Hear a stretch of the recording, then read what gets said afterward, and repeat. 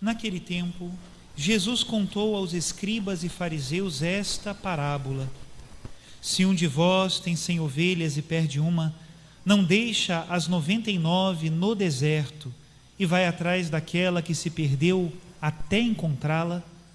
Quando a encontra, coloca-a nos ombros com alegria. E chegando a casa, reúne os amigos e vizinhos e diz: alegrai-vos comigo, encontrei a minha ovelha que estava perdida. Eu vos digo, assim haverá no céu mais alegria por um só pecador que se converte do que por 99 justos que não precisam de conversão. Palavra da salvação. Glória a vós, Senhor. Podemos nos sentar um momento para a nossa reflexão. Hoje, solenidade do Sagrado Coração de Jesus.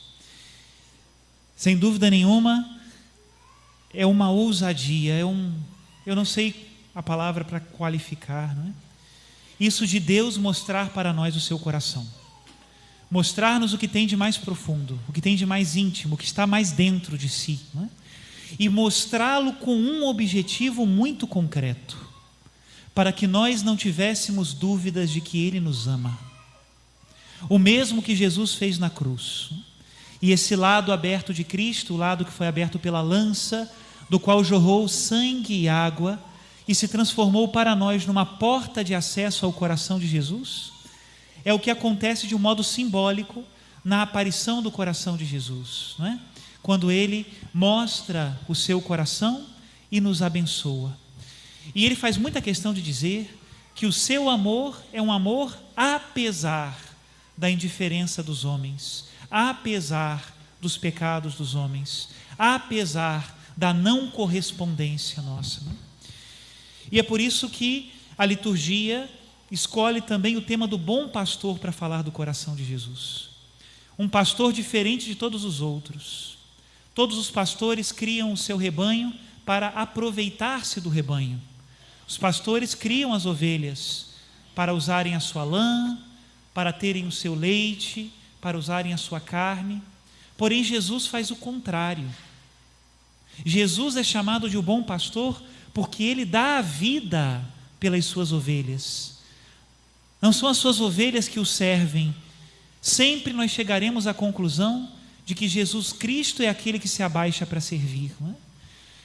E por quê, Padre? Porque o serviço é sinal de amor. Não dá para servir se a gente não ama.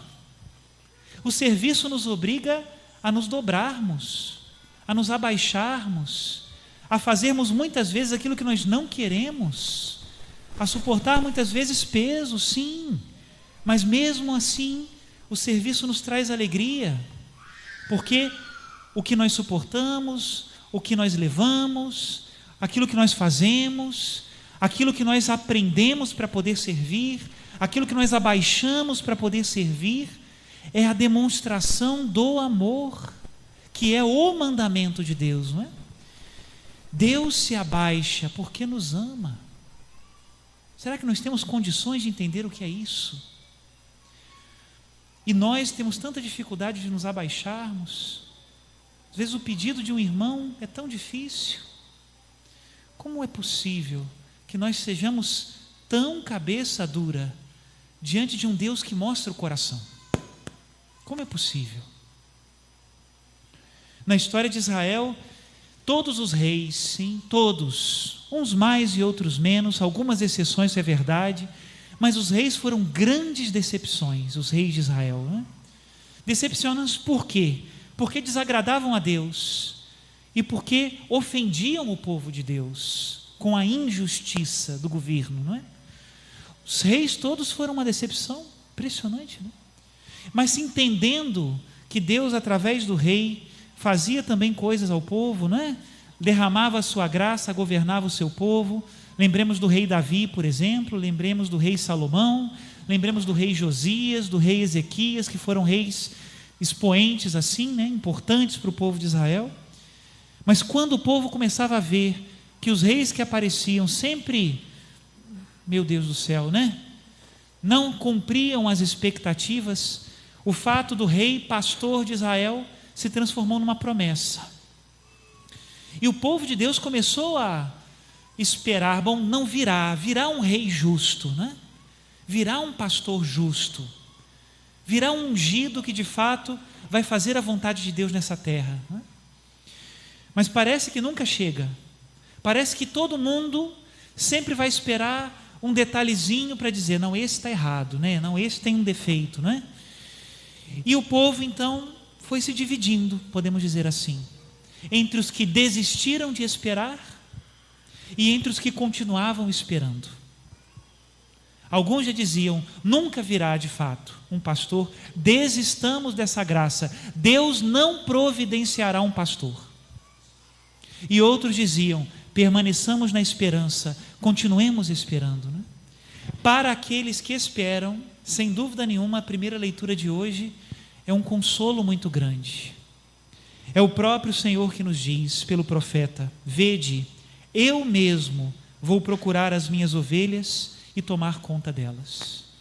Deus se faz o nosso pastor, né? E isso para nós é uma grande alegria. Meus irmãos, minhas irmãs, o coração de Jesus é o nosso pastor. Jesus Cristo é o nosso bom pastor que expôs a vida para nos salvar. Ele é o nosso guia, o nosso caminho, a nossa verdade e a nossa vida. Ele é aquele que nos pastoreia, não como aqueles que tocam gado e vão por trás com um ferrão, obrigando o gado a andar. Jesus não faz assim. Jesus é o pastor que vai à frente das ovelhas e as conduz pela sua voz e as conduz pelo seu exemplo. E não só isso, nós lemos no Evangelho de hoje, o que é mais uma vez escandaloso, é aquele que não se preocupa com o número, mas se uma ovelha se perde, ele deixa as 99 e vai atrás daquela que se perdeu.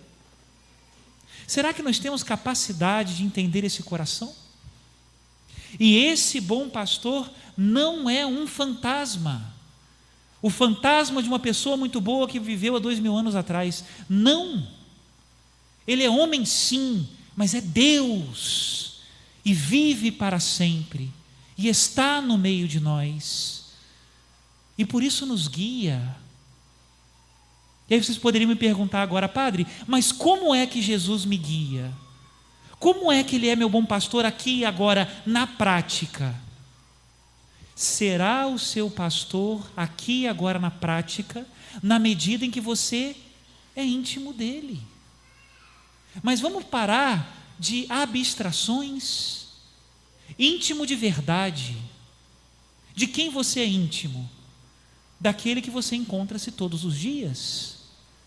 Daquele a quem você tem paciência para escutar, daquele com quem você fala, daquele com quem você compartilha sofrimentos, preocupações, alegrias, projetos. Se você for assim com Jesus, Ele é o seu bom pastor. E eu te digo que com o tempo nós começamos de verdade a entender o coração de Jesus. E começamos a entender como Jesus pensa, como Jesus quer as coisas, como Jesus gosta das coisas. É claro que sempre vai haver aquele momento em que Ele vai nos surpreender. Ele vai dar uma reviravolta, né? E nós vamos até ficar um pouco perplexos, talvez positivamente, talvez negativamente, vamos dizer, meu Senhor, mas é isso? Né? Sempre nos surpreende Deus. Nosso Deus é o Deus das surpresas, porque Ele não é um Deus morto, Ele é um Deus vivo. Mas se nós estamos todos os dias com Ele, é possível que nós possamos dizer, eu sou íntimo do coração de Jesus. Mas é um caminho diário, hein?